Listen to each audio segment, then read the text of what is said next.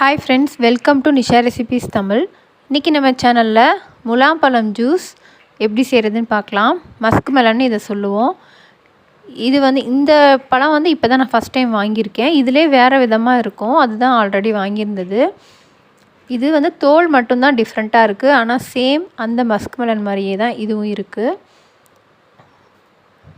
இப்போ இந்த மாதிரி ஓப்பன் பண்ணியாச்சு. நடுவில் இருக்க விதைகளை இந்த மாதிரி நம்ம ஒரு ஸ்பூன் இல்லாட்டி கரண்டி வச்சு நம்ம எடுத்துடலாம்.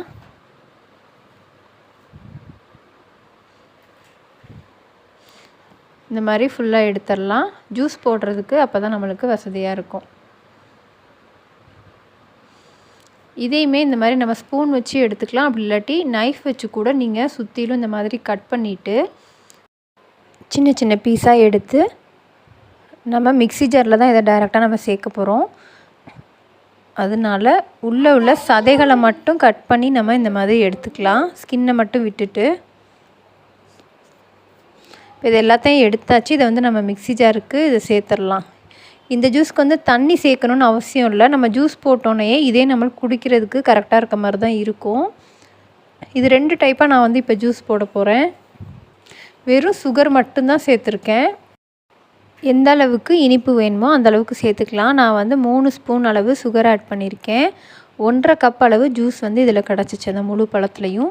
இப்போ மிக்ஸி ஜாரில் நார்மலாக நம்ம அரைச்சி எடுத்தாலே இந்த அளவுக்கு நம்மளுக்கு ஜூஸ் ரெடி ஆயிரும். நம்மளுக்கு ஐஸ் க்யூப் ஃபைனலாக நம்ம சேர்த்துக்கலாம். இப்போ இன்னொரு டைப் ஜூஸ் நான் 3/4 அளவு பழமும் 1/4 அளவு பாலும் சேர்த்து மிக்ஸ் பண்ணிக்கலாம். இதோட நம்ம ஐஸ் க்யூப் ஃபைனலாக சேர்த்துடலாம்.